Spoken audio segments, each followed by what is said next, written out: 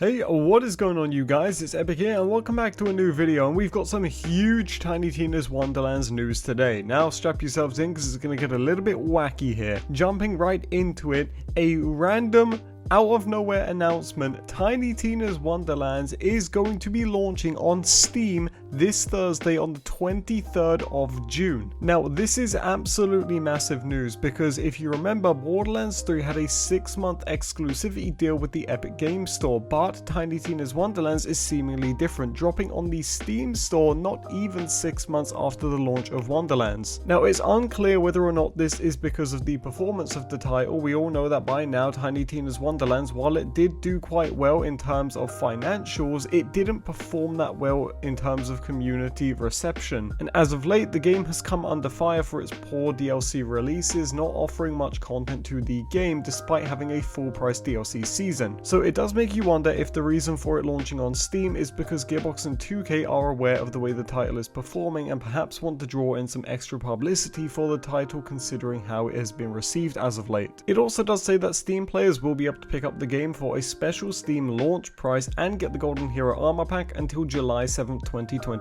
So an absolutely massive announcement there, but that's not where it stops because we have two more things to talk about. First of all, let's talk DLC 3, which is also launching this Thursday, and in this DLC you're going to be taking on Fyodor, the Soul Warden, in the third PLC, as they're calling them for Wonderlands, called Molten Mirrors. I gotta be honest, the naming there is really bizarre because by Molten Mirrors you would assume there's going to be multiple mirrors, which technically there is, but they're actually like mirror tiers. The name is a little off here for me, but it does say that Fyodor, the Soul Warden, lords over his horde of lost souls deep within his mountain stronghold, and in order to break their chains, players will need to defeat him and his murderous mechanized defenses, including terror-powered turrets, blazing furnaces, and bone-crushing hammers, all while looting for new weapons, gear, and cosmetic items. Now, I'm not going to go too deep into what I think about this DLC here. While I currently haven't played it, so I can't give you my full thoughts on it anyhow, but stay tuned because that video will be coming as always. I will say that this is probably going to follow the same suit as the previous two have, so if you didn't like those first two, you're probably not going to like this one. Now, I could be wrong, but at a first glance here, it does seem like this is going to be more of the same. Let's just hope that this time around we got some much better loot because, oh boy, the last ones weren't that great. And for our final piece of news here in the no-nonsense roundup, as I'm going to start calling it, it's kind of got a little ring to it there. We get a little sneak peek at the new class coming in DLC 4,